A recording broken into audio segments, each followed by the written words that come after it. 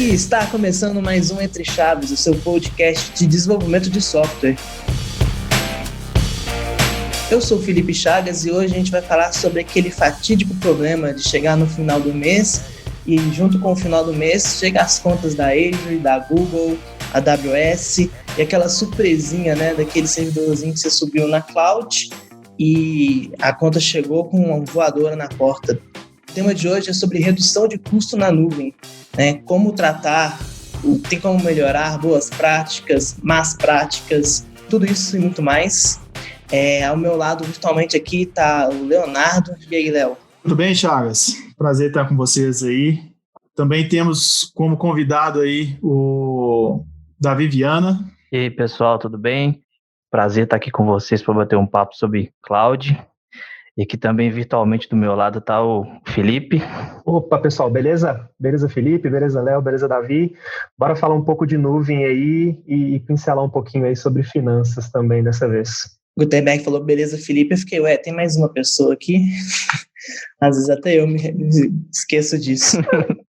Então, gente, quando a gente está provisionando recursos na nuvem, é muito fácil, né, criar as coisas. A gente tem ali, comparado com o que era antigamente, provisionar recursos, né, uma facilidade muito grande. E isso vem literalmente com um preço, né, um preço financeiro mesmo.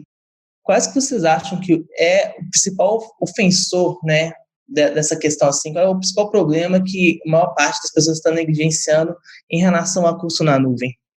Bom, Chagas, eu acho que uma das coisas que pega bastante, até pegando um gancho nisso que você falou de facilidade de criar recursos, eu acredito que em ambientes on-premise você tem lados conflitantes, né? O time de desenvolvimento e o time de operações, muitas vezes, eles são lados conflitantes, um deles querendo sempre colocar novas soluções nos servidores, e o time de operações lutando para aquilo ali ficar cada vez mais estável. Quando você vai para a nuvem, esse time de desenvolvimento que normalmente é responsável por criar essas soluções e os recursos, vai colocando soluções novas, e quando essas soluções elas vão para a produção e começam a aumentar a quantidade de utilização, às vezes é muito mais fácil você escalar o seu recurso do que se preocupar com a sua aplicação se você realmente está utilizando da melhor forma. E muitas vezes pode até ser um trade-off de mercado, né, Davi? Por uma questão de custo-hora do programador, às vezes, né? Porque eu vejo muitas vezes muitos POs, muitos gerentes de projeto fazendo esse cálculo de que talvez otimizar um código custaria em horas mais do que o recurso que eu usaria para poder escalar, né, aquele recurso adicional. Então, muitas vezes essa tomada de decisão é feita até conscientemente.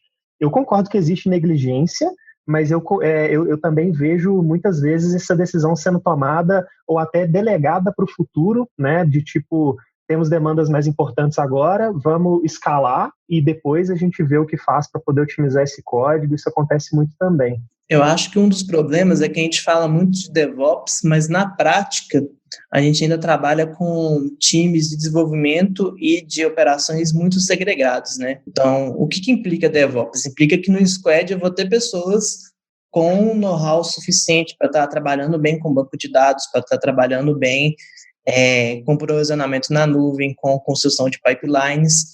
Na maior parte das vezes a gente vê implantação de, digamos, cultura DevOps sem reforçar o lado do desenvolvimento, né? Ou seja, os desenvolvedores, o time ali do Squad não fica com profissionais que dariam conta de realizar esse tipo de estudo. Ainda temos, assim, o time clássico de operações centralizado, tradicionalmente falando.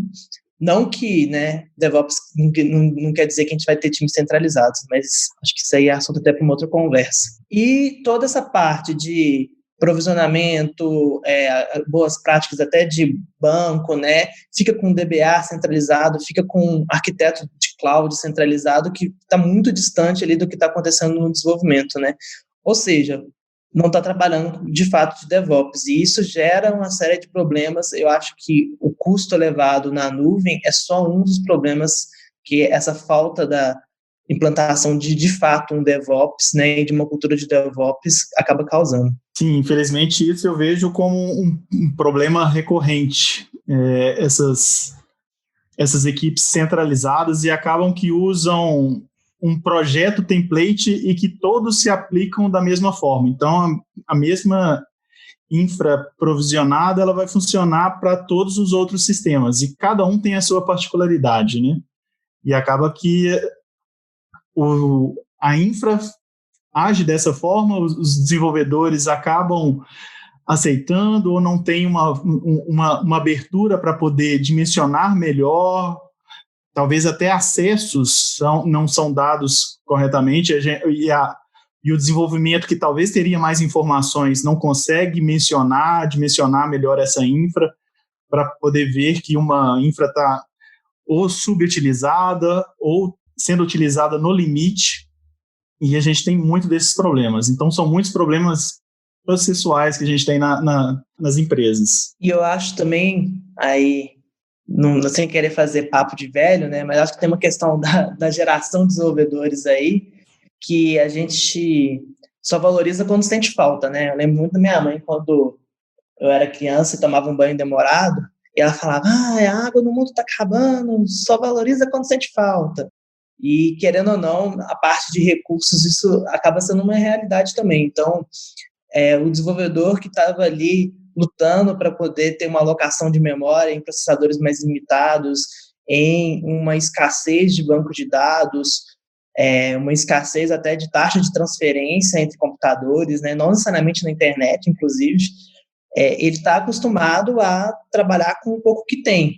E aí, até a questão, até a evolução das próprias linguagens, né? Então, por exemplo, você pega um C da vida, que você, de fato, você vai estar ali preocupando com a alocação de memória e trabalha com um desenvolvimento mais abstrato, em que isso fica transparente para o desenvolvedor, e isso é uma coisa boa, né? Não estou criticando, isso acelera o nosso desenvolvimento, principalmente de aplicações comerciais, mas, né, tem o outro lado que esse tipo de perfil de desenvolvedor acaba não se preocupando tanto com essas questões.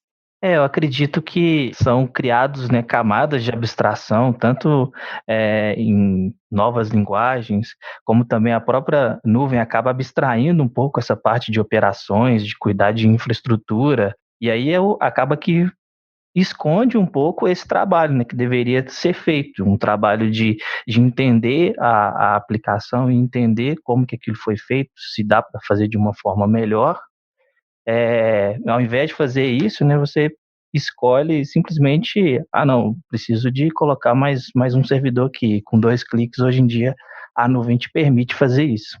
Eu estava refletindo aqui, ouvindo vocês, e eu estava pensando aqui numa hipótese que talvez, pelo menos na nuvem, né, no caso da nuvem, será que o fato da gente hoje não ter que se preocupar tanto assim com recursos, né, com linguagem de programação de baixo nível e o recurso alocado ele não é uma preocupação tão latente assim hoje, será que a gente ganhou um pouco em velocidade de desenvolvimento e em código um pouco mais legível, em código um pouco mais fácil de dar manutenção, porque a gente não tem que se preocupar com tanto baixo nível assim? Será que nessa curva, aliás, 2 hipóteses, né? Será que isso gerou um aumento de velocidade de desenvolvimento? E se sim, será que esse aumento de velocidade de desenvolvimento paga o aumento de custo que isso gera de alocação de recursos físicos? O que vocês acham? Eu, particularmente, não vejo isso como benéfico, esse desconhecimento que se vê de algum detalhamento de um framework, por exemplo, o que o framework pode entregar, o que ele não pode entregar, de fazer um desenvolvimento mais performático. O que acontece hoje é que, se não fizer isso, a gente tem uma solução mais simples, é simplesmente ir ali, subir uma instância de uma máquina, subir memória, processamento, que eu vou resolver. Então, como o Chagas comentou há um tempo atrás, isso talvez não era tão fácil de se conseguir isso quanto a gente consegue hoje. Então, talvez deixe o pessoal um pouco mais... preguiçoso, negligente, as duas coisas. Justamente. Então, fica bem fácil, né? Se eu não conseguir resolver desse lado aqui, eu tenho um outro lado, minha infra, eu consigo facilmente melhorar isso. Então, acho que isso que falta realmente. E não sei se pagaria. Você até perguntou, será que essa outra mudança pagaria? Eu acho que não. Eu acho que não, continua não legível em algumas experiências que eu tenho, talvez até por desconhecimento se faz um código mais complexo do que deveria, com isso se torna mais complexo, não performático, e não vejo que pagaria não, pelo menos nas experiências que eu tenho. Eu só queria ponderar aí que eu não acredito que abstração, linguagem de alto nível, elas são os vilões, não. Elas estão, inclusive, antes pelo contrário. Eu acho que elas, por si só, facilitam e aprendizado, uma série de coisas são extremamente importantes. O vilão aí é um desenvolvedor que não quer entrar nos pormenores, né, do que está ali por baixo do pano. Não tem problema nenhum a pessoa aprender superficialmente e depois aprofundar. O problema é continuar ali no superficial. Mas, assim, só vamos elencar aqui. Então, a gente está falando de alguns dos motivos desses custos elevados, né? Então, eu citei aqui a questão da cultura de DevOps, que realmente não é uma cultura de DevOps. A gente está falando aqui de más práticas de desenvolvimento que acabam gastando mais recursos do que deveriam. O Léo citou aí que muitas vezes a parte de operação acaba seguindo templates, padrões para qualquer aplicação, então faz um provisionamento caixinha e segue isso para qualquer coisa.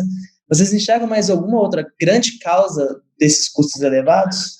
Eu entendo, Chagas, assim, aí a minha experiência empírica mesmo, do que eu vejo próximo de mim, do que eu já passei, mas a minha impressão é que o grande ofensor aí desse custo alto são os desperdícios de erro, de desenho mesmo, de solução na nuvem e de algumas configurações feitas de forma ruim, né? Configurações talvez desleixadas, mas talvez falta de conhecimento de quem desenhou.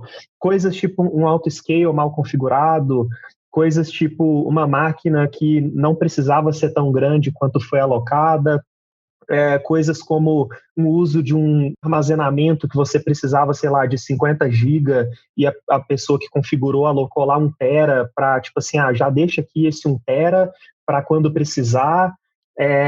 Negligenciar transações de tráfego de dados, né, achar que tráfego de dados é uma coisa que não vai custar nada.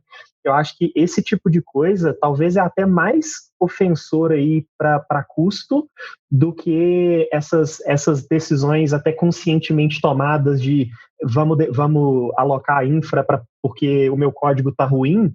Isso acontece, isso é ruim, mas eu vejo essas configurações mal feitas até mais ofensoras ainda do que esse primeiro motivo. O que vocês acham?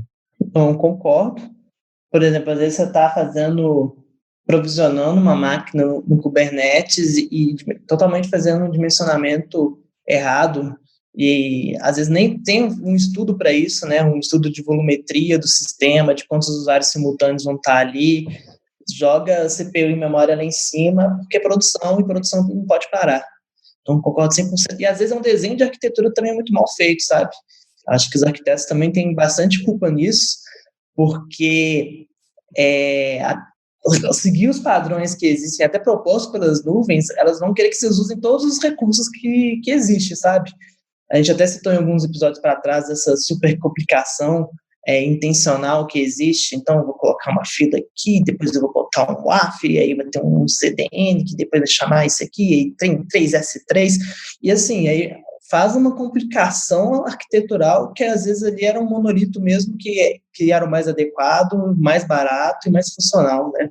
Eu concordo plenamente com isso que vocês estão colocando, e acho que uma coisa que eu acrescentaria é conhecer o portfólio de serviços que a nuvem que estiver utilizando no caso específico, né, ela oferece. Acho que uma das grandes vantagens de nuvem é você pagar somente por aquilo que você utiliza. E aí tem nuvens que oferecem recursos como instâncias spot de servidores, que podem trazer um ganho, uma redução, né, de custos, e que muitas vezes as pessoas elas desconhecem esse portfólio de serviço e faz com que não tenha uma gestão otimizada dos custos. Acho que assim, então a gente elencou aqui as causas, né, que podem gerar essa cultura de custo elevado. Vamos então começar a falar de boas práticas, de minha nuvem está aqui, ela realmente está cara. Vão ter ouvintes aí que estão balançando a cabeça, concordando com tudo que a gente está falando. Então, o que fazer, né? Onde atacar primeiro? Como baratear aí a minha nuvem? O que vocês acham que seria uma primeira atividade, assim, de um arquiteto cloud que precisa atuar na redução de custos? Bom, eu acho que, repetindo o que o Davi comentou, o principal é conhecer realmente o portfólio de serviços. Eu acho que isso é fundamental para que a gente consiga utilizar o serviço certo, da forma certa, sem ter esse hype de juntar vários serviços para poder usar o que há de melhor. É usar realmente o necessário e o serviço correto para isso. De exemplo, um sistema que eu estava ajudando, onde o banco de dados está sendo utilizado para guardar anexos. E, com isso, o storage desse banco estava infinitamente alto e o custo também elevadíssimo para esses fins, sendo que eu poderia, e o banco já na nuvem, então eu poderia utilizar um storage e segregar essas informações, as informações pertinentes no banco e os anexos no local certo, no storage, para poder fazer essa gestão. Então é importante a gente conhecer e utilizar realmente do serviço correto. Eu que normalmente sou um grande crítico, né, do aspecto comercial dos certificados, mas nesse cenário de conhecer a nuvem, eu acho que uma certificação ela até é interessante, né, porque para você tirar alguma certificação, mesmo que básica, desses providers da nuvem, você vai ter que entender ali, literalmente, o catálogo, né, o portfólio, quais são as pecinhas existentes, como elas se conectam, o que é adequado para um cenário, o que é adequado para outro. Então, esse é um cenário que eu acho que até se a pessoa estiver muito cru ali, buscar uma certificação, mesmo que inicial, ela pode ser interessante. O que vocês acham? Acho que faz todo sentido, e eu acho que ela é útil para os dois momentos aí onde há uma atuação nesse sentido, né, que eu entendo que é num momento preventivo e num momento corretivo, né? Nesses dois momentos, você ter uma certificação, eu entendo que ajuda muito. Eu entendo que você conhecer os serviços, você saber como eles funcionam entre si, como que o tráfego de dados, como que os dados são trafegados entre dois serviços, para você saber se tem ali algum custo adicional. Mas eu entendo que no momento corretivo, né, que é o momento onde você já tem uma estrutura, um desenho de arquitetura posto, né, você já tem um custo alto feito, consolidado, eu entendo que a principal ferramenta que vai ser útil para você vai ser o monitoramento. Porque nesse momento, muitas vezes, você está cego. Você sabe que a sua fatura está cara, mas você não sabe onde e não sabe por quê. Então, assim, aconteceu várias vezes comigo de chegar em situações assim, e normalmente as pessoas estão cegas, e normalmente o passo mais simples é você colocar lá um monitoramento em cima das suas instâncias lá, dos seus containers Docker, do seu banco de dados, onde você acha que está o seu custo maior, né? Você pode usar até as suas próprias ferramentas de análise de custo das próprias plataformas, e você entendendo que, cara, o meu SES, por exemplo, da AWS, né, os meus containers Docker aqui estão subutilizados. Eles estão batendo aqui picos de 8% de CPU. Então, já te é um indicativo de que ou eu tenho containers demais alocados e eu tenho um problema no meu auto-scaling, ou o tamanho unitário do meu container está grande demais. Então, eu tenho um problema de dimensionamento mínimo ali do meu recurso. E aí você extrapola isso para storage, para S3, enfim. Mas eu entendo que no momento corretivo, a sua principal ferramenta, talvez até antes de conhecer o que a plataforma oferece, é você ver, né? Porque você vai estar cego, você precisa enxergar, e aí você enxergando, aí você conhecer o que está à disposição te ajuda a ter uma ação corretiva ali em cima. E essas ferramentas que as nuvens oferecem, confesso que eu nunca trabalhei diretamente com a da Google nesse sentido, mas pelo menos a da Microsoft e da Amazon, elas são muito boas no sentido de você enxergar quem é o maior ofensor, quem tem a evolução, né? Uma outra coisa que eles têm muito interessante é que eles têm um forecast projetado. Então, baseado, por exemplo, no aumento que alguns recursos seus estão tendo nos últimos meses, você consegue projetar esse custo até o final do ano. Então, essas ferramentas já são muito boas. Eu acho que pegar e analisar que está gastando mais. Às vezes nem é quem está gastando mais, quem está gastando que não deveria estar gastando, né? Às vezes não é necessariamente ele é a conta mais cara ali no somatório dos seus recursos, mas ele é onde você pode ter algum ajuste para reduzir. Você disse do forecast, eu lembrei também de uma ferramenta que é sempre muito bom usar, que é o alerta, né? E o alerta talvez até em cima do forecast, né? A gente tem uma noção, uma vez que você fez ali a sua otimização, você sabe mais ou menos o quanto a sua infraestrutura custa, né? Vamos supor que ela custe ali uma média de $1.000 por mês. Eu acho que vale muito a pena, de uma forma proativa, você ter um alerta que seja geral, né? Não precisa ser até no nível de granularidade menor, não, mas um alerta geral de que se o forecast ultrapassar $1.100, ele te alerta para você abrir manualmente ali, entender o que está acontecendo e ver se esse custo adicional se justifica em relação à demanda ou qualquer outra coisa, ou se não. E aí, se não, você consegue fazer uma ação antes que esse forecast se consolide. Então, acho que o alerta aí é muito fundamental para você ser proativo, né? Não deixar uma conta chegar para você perceber que veio caro. Ainda mais porque aí entra no outro viés, né, de onde você pode atuar, que é o modelo de tarifação. Muitas vezes os desenvolvedores arquitetos podem ficar tentados a sempre pegar o pay to go, né? Pague o que você usar. E nem sempre esse vai ser o modelo mais barato, assim, ainda mais se você já tem uma ideia de quanto que você vai gastar a longo prazo. E então entender também, né, qual é o modelo de tarifação, se aquele recurso ele tem a possibilidade de ter uma instância reservada ou algum outro modelo desse tipo que você já deixa reservado o recurso ao longo do tempo, que você sabe que é o recurso que você vai ser necessário, né? Obviamente, sempre tem aquela folga, você calcula ali uma margem, mas que acaba, no final das contas, saindo mais barato do que você pagar na hora que for usar, né? É aquele comparativo, que vale mais a pena você ir no supermercado e fazer a compra do mês, ou você ir no posto e fazendo compra picada toda hora, mas o posto está sempre disponível ali para você, né? Então, tem que entender também como que está sendo o modelo de tarifação dos seus recursos. É interessante como que, à medida que a gente vai conversando, a gente vai percebendo a importância que é de você conhecer a nuvem que você está trabalhando, né? Isso aí que o Felipe comentou, ferramentas de alerta, né? Features que as nuvens nos oferecem. E aí, assim, essa questão que o Chagas comentou de certificação, acho que faz todo sentido, porque você se preparar para uma certificação, automaticamente você está ali conhecendo todo o catálogo de serviços que a cloud oferece. Então, se você ter a iniciativa, né, de tirar uma certificação, acho que é bem, bem interessante, acho que é bem benéfico, não só pela certificação, mas pelo conhecimento que ela traz em cima da ferramenta que você está utilizando. Não precisa nem tirar certificado, não. Se você aprendeu o que está ali, está ótimo. Justamente, o maior benefício da certificação é realmente o estudo, né? O certificado em si é só uma prova de que talvez você realmente tenha o conhecimento, mas o importante mesmo é realmente ter esse conhecimento.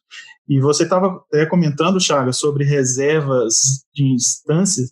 Elas são muito importantes, eu acho, e deve ser olhado com carinho, porque se você tiver uma infra onde você já tem uma projeção de uso de algum recurso por um bom tempo, dado o exemplo do Azure, eu tenho de 1 a 3 anos, eu posso ter economias de até 72% sobre o pagamento desse recurso. Então, é válido esse tipo de projeção e utilizar esses recursos de instâncias reservadas. Eu posso utilizar isso em máquinas virtuais, em banco de dados, em storage, em diversos serviços que podem fazer uma baita diferença no fim do mês. E talvez a gente fique até na cabeça, eu não vou utilizar o Pay as you go, eu vou utilizar uma instância reservada, será que eu preciso já pagar para 1 ano adiantado, pagar em 3 anos adiantado? Eu não tenho esse dinheiro. Eu não consigo confirmar pelas outras nuvens, mas o Azure, por exemplo, te dá a opção de, mesmo assim, pagar mensalmente. Então, talvez já não pese isso no bolso e realmente você já tem um ganho de uma economia enorme. Citou uma questão aí, né, em relação a pagar um ano todo e tal.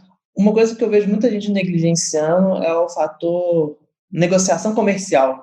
Então, principalmente quando você está numa empresa de porte maior, essas empresas conseguem estabelecer uma relação de negócio com tarifas mais atrativas do que a tabela padrão que está lá no site, seja da AWS, e da Azure ou até da Google.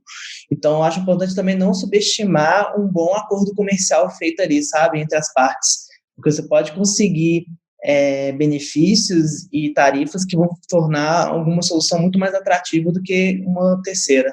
Perfeito. E eu estava pensando aqui também que eu entendo que a principal fonte de informação para você entender, claro que existem outras, né? Mas eu entendo que a principal fonte de informação para você decidir como é a melhor forma de você desenhar, além de negociações comerciais e outras coisas, é você entender como funciona a demanda do seu produto, ou do seu microserviço, ou do seu serviço, porque isso vai determinar muito como você vai desenhar, quais serviços você vai escolher para poder resolver aquele problema.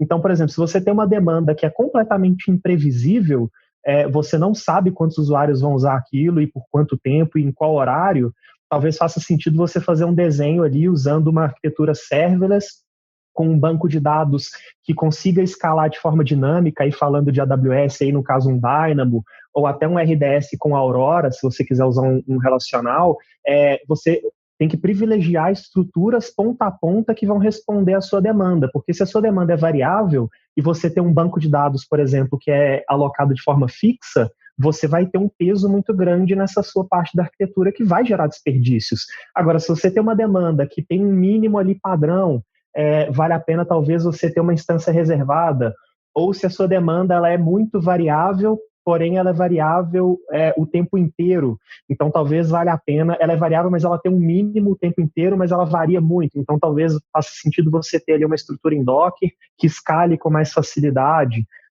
Eu acho que muito a gente tem que olhar para qual é a natureza da demanda que vai surgir para a gente não fixar nenhum eixo sem necessidade e também não deixar nenhum eixo volátil demais sem necessidade, porque se você sabe que é uma demanda fixa, muitas vezes uma lambda não vai fazer sentido.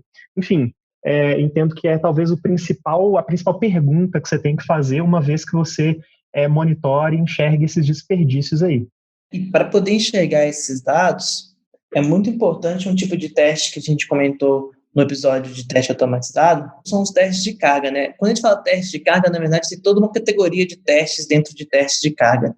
Posso desde fazer um teste de fumaça, que eu literalmente estou fazendo ali aquele teste ponta a ponta da minha aplicação, como o que é conhecido mesmo como teste de carga, né? O load test. E aí, com a volumetria esperada do meu sistema, eu vou conseguir observar, por exemplo, quanto de CPU, quanto de memória, né, ele está consumindo, né, a saturação dentro dos recursos que foram provisionados, a transferência de dados, que acho depois até importante a gente falar especificamente sobre o tráfego de dados, porque ele é uma das coisas que impacta muito no custo, como que está sendo o acesso ao banco, o número de conexões simultâneas que o banco vai ter que receber, porque isso também é um dos limitadores principais na hora de provisionar um banco de dados, além do tamanho dele, e, enfim. E se você não faz teste de carga, ou não faz teste de carga bem feito, você de fato só vai saber quanto que o seu sistema vai consumir, ou quanto que aquela funcionalidade, né, pensando num produto, né, se desenvolvendo uma feature nova, vai demandar na hora que você colocar em produção. Então, é muito importante já saber de antemão, né, qual que vai ser o tamanho que precisa subir a produção. Aproveitando aí que eu citei a questão do tráfego, né, de informações, a maior parte dessas nuvens, elas são muito boazinhas, elas não te cobram para você jogar dados para dentro delas, mas o contrário não é verdade. Para você buscar esses dados, existe um tipo de cobrança, né?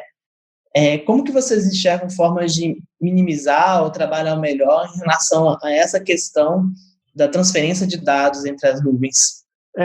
Eu acho que aí a gente tem que se aproveitar muito, a gente tem que ser muito cuidadoso com filtros, né, com trazer só o que você precisa mesmo de fato. É claro que se esses dados forem trafegar ali dentro da própria nuvem, você acho que pode ser até um pouco mais permissivo com esse volume, mas, por exemplo, se você for fazer isso entre regiões, isso já começa a ficar caro, então já vale a pena você trafegar só o que é necessário. Então, se você tem algum relatório muito grande, vale a pena talvez você pensar em trazer isso paginado. Teve uma coisa interessante que aconteceu comigo, inclusive, há alguns anos eu estava desenhando um dashboard no Grafana, e Grafana é uma ferramenta de visualização de dashboards, né, com base em diversas fontes, e uma dessas fontes pode ser o seu próprio banco de dados, ou um CloudWatch, ou enfim, você pode desenhar tudo isso no Grafana, e certa vez eu estava desenhando isso e eu esqueci de um filtro no Grafana. Só que o Grafana, ele em si tem um filtro dele na visualização. Então, o dado ele era mostrado de forma correta no gráfico. O gráfico estava certinho filtrado ali as últimas 6 horas, por exemplo. Só que a cada atualização, o Grafana estava indo no banco de dados, buscando tudo que tinha lá na tabela e trazendo para o front-end, e dentro do front-end é que o filtro acontecia. Então, quando eu fui ver, nessa época eu não tinha alerta de custo e tal, quando eu fui ver, eu tinha ali um custo de $80, mais ou menos, por causa desse tráfego de dados aí que estava na casa de tera dentro do mês. Então, acho que é ficar atento e trafegar basicamente só o que você precisa, e no formato que você precisa, né? Sim, essa questão do formato é muito importante, porque às vezes existe algum tipo de subestimação em relação ao poder que esses formatos têm de compactar o dado, né? Então, sei lá, quando você está tendo um paradigma de data lake ou de orientado mais a dados mesmo, esses especialistas sabem trabalhar, por exemplo, você trabalha com um parquet da vida, com um volume de dados que você vai ter que transferir já tendo compactado na origem, vai ser infinitamente menor do que você trabalhar com dado cru, né, e trafegar com dado cru. Outra questão que, às vezes, você pode trabalhar só com referência do arquivo dos dados. Então, às vezes, você está trabalhando com documentos no S3, né, igual o Léo deu o exemplo ali, que seria um bom lugar para salvar documentos. Às vezes, você precisa trafegar só a URL daquele documento, você não tem que trafegar com o binário dele de um lado para o outro. E isso são coisas que vão fazer a diferença no final das contas. Serve para imagens, para arquivos, que a gente, em alguns casos, a gente vê trafegando uma string, um hash do documento, e talvez nem vai ser preciso para a visualização daquela informação. Então, realmente, o que vocês comentaram é extremamente importante de trafegar realmente o que for preciso. Modelar de forma que for preciso. Eu acredito que tráfego de dados, né, quando a gente vai falar de tráfego de dados em nuvem, eu acho que está muito relacionado com pensar muito bem a arquitetura da aplicação.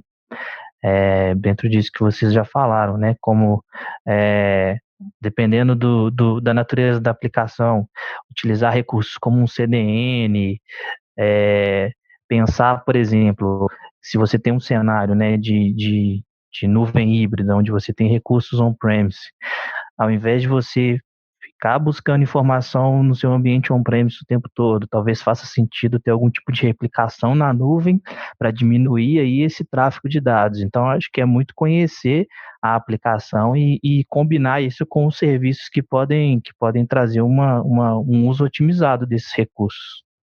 Mas nessa linha do que vocês estão falando, eu acho que vale a pena, uma coisa muito simples, né, até básica, mas vale a gente lembrar de a gente usar o storage correto para o tipo de dado correto que a gente está utilizando. Então, eu vejo muitas vezes alguns programadores usando o banco de dados para armazenar arquivos, né, para armazenar byte array, sendo que as nuvens, a gente já tem aí serviços específicos para isso, como S3, como Blob, que são serviços de armazenamento de objeto, e que eles não precisam estar num armazenamento de blocos, né? Inclusive, eles vão ter uma performance pior nesse tipo de armazenamento, então você pode usar um S3, um Blob, que vão ter uma performance infinitamente maior e bem mais baratos do que você pagar ali um armazenamento de blocos, né? Não só isso, né? A frequência que você precisa acessar esse dado, que normalmente utiliza o termo de temperatura, né, do armazenamento. Então, tem dados que você vai ter que recorrer com mais agilidade e mais vezes ao longo do período de tempo, que são dados mais quentes, e outros dados que são dados históricos, ou que você pode ter um tempo para poder esperar recuperar ele, né, que são dados mais frios, E aí, um S3, por exemplo, ele vai ter os diferentes tiers de configuração. E você pode chavear e migrar o dado de um para o outro quando fazer sentido. Não, agora esse dado, depois de 5 dias, ele fica mais frio. E fazer esse refino, né, da sua configuração, do seu armazenamento dos dados, também faz a diferença, porque o dado frio ele é muito mais barato que o dado quente. Sim, de fato.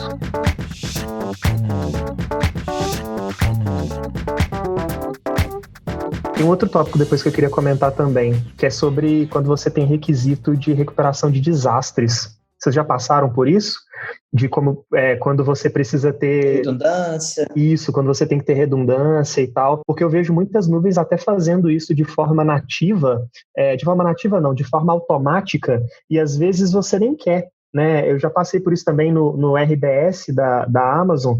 Ele tem meio que por default ele ser multi-AZ, então o deploy dele é feito em 2 zonas de disponibilidade, e você tem ali o principal que está na zona que você fez o deploy, só que ele fica fazendo sincronização com esse outro node para caso aconteça algum desastre com essa primeira zona de disponibilidade, o outro entra no lugar, ou em caso de atualizações também e tal, mas muitas vezes o seu negócio não tem esse requisito e você paga mais para ter uma arquitetura multi-AZ ou uma arquitetura com um nível de resiliência que o seu negócio não precisa, o seu negócio pode arcar com o risco de um desastre, muitas vezes.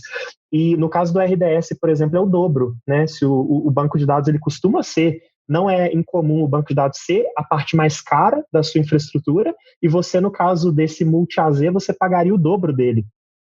Então, é um outro ponto aí também, e no caso, quando você tem esse requisito, também tomar cuidado com como essa sincronização acontece, procurar usar recursos nativos e tal. Vocês já passaram por isso? Já chegou um case onde vocês tiveram que cumprir um requisito desse? Então, de cumprir o requisito de recuperação de desastre com multigeolocalização, só uma vez, que realmente foi necessário. Mas aí, pegando da sua fala que eu achei interessante, às vezes o recurso default, ele vai vir com algumas coisas que você não precisa usar. Eu acho que a gente pode estender isso até pelas questões de disponibilidade ou recuperação de desastre, sabe? Às vezes tem ali um firewall que você não precisa usar, porque você já tem um WAF próprio na ponta, ou coisa do tipo, sabe? Então, o que está sendo cobrado, mas não está sendo usado, porque aquilo é uma configuração, por exemplo, default, ou veio naquele tier que você configurou inicialmente seu recurso, eu acho que é muito importante. E pegando até nesse viés aí da configuração, né, default, uma outra coisa que pode acontecer é as nossas aplicações, elas mudam com o tempo. E isso pode ser porque ela está demandando mais recurso, e normalmente se a aplicação está demandando mais recurso, esse ajuste vai ser feito porque ela vai parar de funcionar, vai abrir um chamado em produção, e vai escalar isso, mas o contrário, que agora ela come menos recurso, não gera ruído, e por não gerar ruído, não existe uma tensão de ter o mesmo esforço de, gente, olha só essa aplicação aqui, essa nova versão dela, não precisa disso tudo, né? Então, revisitar a configuração, eu acho muito vital. E aí que entra uma prática que eu acho fundamental para poder facilitar isso, que é a infraestrutura como código. Né? A gente citou um pouquinho disso no episódio sobre nuvens em geral, mas eu acho que infraestrutura como código é algo para obter redução de custo, sim, na nuvem. Seja porque vai ser mais fácil você revisitar isso, porque você pode ter políticas aplicadas com o seu código que provisiona a sua nuvem, ou pela própria manutenção, né? O custo pessoa para estar mantendo aquele sistema. Então, a prática de infraestrutura como código, seja usando nativo, Terraform, o que seja, eu acho ela muito boa nesse quesito de você revisitar a sua configuração inicial. Eu vejo isso como positivo, mas vejo também como negativo, porque a infraestrutura como código se torna a receitinha para que todos os projetos utilizem a mesma estrutura. Então, se essa estratégia aplicada não de forma correta, a gente pode gerar aquele problema que eu comentei até no início, né, da gente ter uma estrutura base para qualquer projeto. Aí qualquer projeto utiliza a mesma infraestrutura como código. Então, sim, é válido, sim, se tiver esse costume de verificar, revisitar, mas também tem que tomar esse cuidado, porque a gente acaba usando, projeto X utilizou essa infraestrutura como código aqui e a minha arquitetura é idêntica.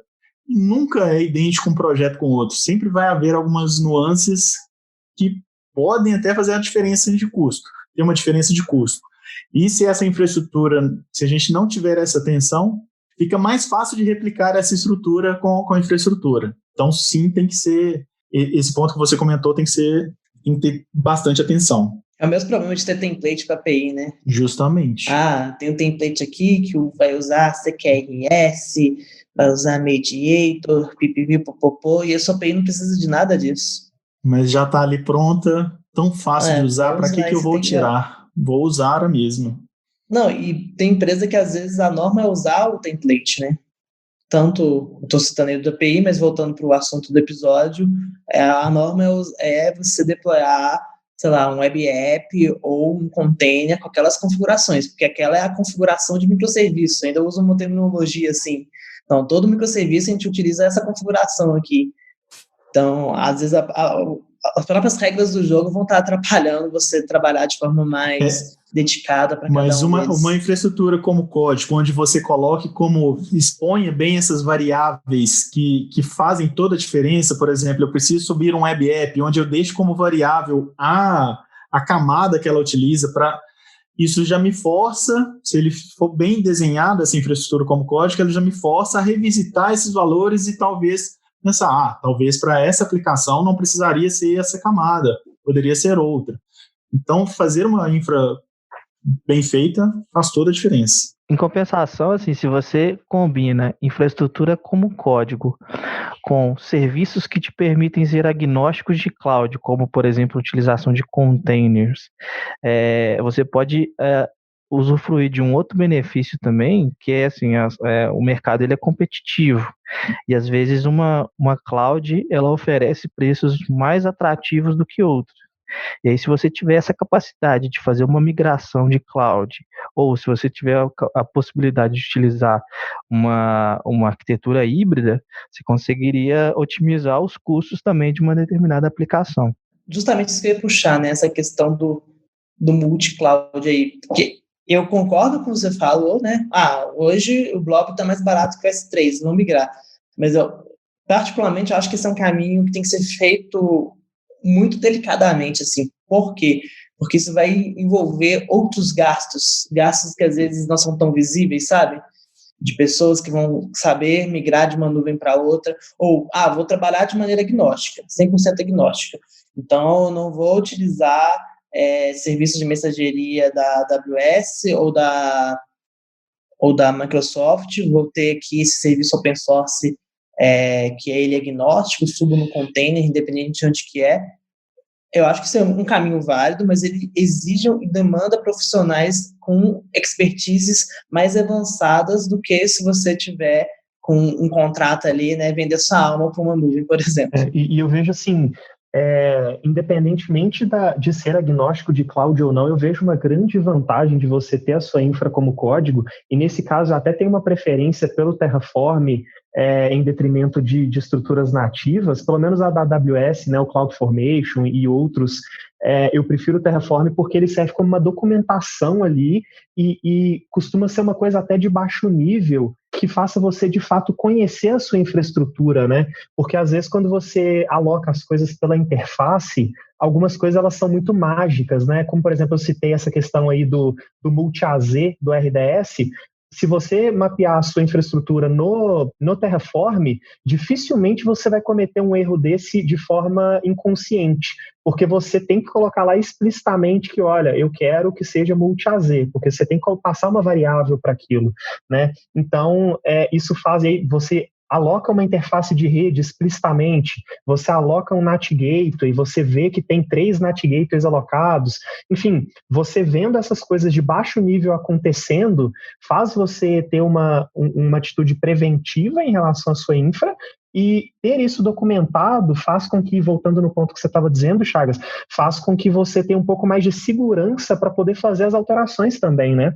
Porque como você tem aquilo ali amarradinho e aquilo faz você conhecer bem, a sua infraestrutura, medos que você teria talvez antes de reduzir o tamanho de um container, de tirar um multi-AZ de um RDS, você passa a ter um pouco mais de confiança de fazer, porque você tem aquilo ali documentado e você sabe como as coisas se integram, como as coisas funcionam, né? Sim.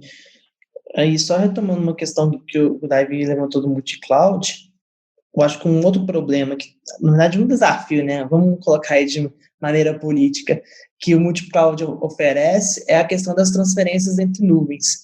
Então, outro dia eu estava até comentando do Léo sobre o Netlify, que é um hosting voltado para front-end, que eu gosto bastante, né? Você consegue fazer front-end estático literalmente de graça. E como que é difícil, por exemplo, eu ter, um front-end ali no Netlify que vai consumir um back-end numa outra nuvem. Assim, você fala, não, isso é muito fácil, você provisiona ali e provisiona cá. Mas aí quando você vai colocando os pormenores, principalmente numa estrutura corporativa um pouco mais complexa, que seus serviços eles têm que estar dentro de uma VPN, que tem que ter um determinado requisito de segurança, determinado requisito de governança, de acesso aos dados, né, não só de segurança por si. Isso vai se tornando mais complexo você trabalhar com mais de uma nuvem, porque você vai ter que ter um processo de integração e de custo de transferência de dados mais elevado. Existem ferramentas para poder gerir, mas são ainda muito, muito restritas a alguns serviços, né, de banco de dados, de Kubernetes, mas não aberta a todos os tipos de serviços. Então, o gerenciamento realmente, talvez a gente ganha em questão de centavos migrando de nuvens, mas eu vou ter gastos com esse tráfego, vou ter gastos com gerenciamento, com essas pessoas, e talvez sai mais, é um barato, aparentemente barato, que sai caro. Você pode fazer uma analogia aí, vamos supor que você tem um carro, e aí a gasolina do lado da sua casa, ela é 20 centavos mais cara do que o posto do outro lado da cidade. Vale a pena você ir do outro lado da cidade, pegar o trânsito, o tempo que você vai perder para abastecer? Pode ser que sim, pode ser que não. Né? Então é importante ponderar isso. Sim, com certeza. Eu acho que tem esse esforço, sim. Acho que é a ideia de tentar pegar o melhor dos dois mundos, né? Balancear o nível de complexidade com os ganhos que você vai ter. Eu lembro de um cenário que eu trabalhei num projeto de que a simples migração de um serviço que a gente utilizava numa nuvem X para uma nuvem Y nos trouxe ganhos de performance e de latência muito, muito grandes, porque o serviço era oferecido de uma forma diferente numa outra nuvem. Então, acho que assim, é essa questão de sempre balancear o esforço com o benefício. Muito bom. Então, acho que a gente já está aqui dando nosso horário. Falamos aí de vários elementos que podemos atuar, né, na redução do custo. E acho que talvez que fique de mensagem aí saiba o que você está fazendo, né? Conheça a nuvem, conheça os pormenores. Trabalhar com esse tipo de arquitetura só porque é fácil provisionar não quer dizer que é fácil provisionar da maneira correta. Então, eu acho que essa seria talvez um recadinho final que eu queria deixar aqui. E aí vocês, quem mais? Davi, qual é a sua consideração final aí para a galera? Eu queria dizer, né, para quem tá nos ouvindo, que aqui a gente, ao longo do nosso bate-papo, né, que foi muito interessante, a gente falou muito sobre Google, sobre Amazon, sobre do Microsoft, mas acredito que esses insights e essas ideias que a gente conversou aqui, elas valem para qualquer provedor de cloud que você possa utilizar. E, assim, a nuvem, ela nos trouxe benefícios como um menor tempo, time to market, né, para poder criar as nossas soluções, mas, como você falou, ela exige, sim, um conhecimento do serviço, daquilo que você está utilizando, para que você consiga tirar o melhor daquele provedor que você escolheu. E até local também, né? Se for pensar, esse raciocínio também pode ser feito. Sim, com certeza. Vários desses insights aqui servem também para qualquer ambiente, seja ele até mesmo on-premises. E é o que vocês já disseram, mas gostaria de reafirmar: o conhecimento das nuvens, de onde você trabalha, para saber esses serviços, é extremamente essencial para utilizar o serviço certo, da forma certa, e conseguir até mesmo medir até onde eu precisaria provisionar em questão de camadas, determinados serviços, para não ter esses desperdícios. E você, Kundenberg, queria deixar alguma consideração final? Eu acho que a gente queria agradecer aí a participação de todo mundo e tal, foi um papo bastante legal, acho que a gente abordou aí vários temas interessantes, e acho que é isso, acho que fica aí só a lição de ter um pouco mais de cuidado assim, com os recursos na nuvem, porque a nuvem ela é uma ferramenta muito boa, mas que, como tudo, a gente pode acabar fazendo uso errado dela, né? Então, tomar cuidado aí com o cartão de crédito associado lá na conta, e é isso. Então é isso, gente. A gente agradece aí a presença de todo mundo e até terça que vem no nosso próximo episódio. Um abração. Valeu demais.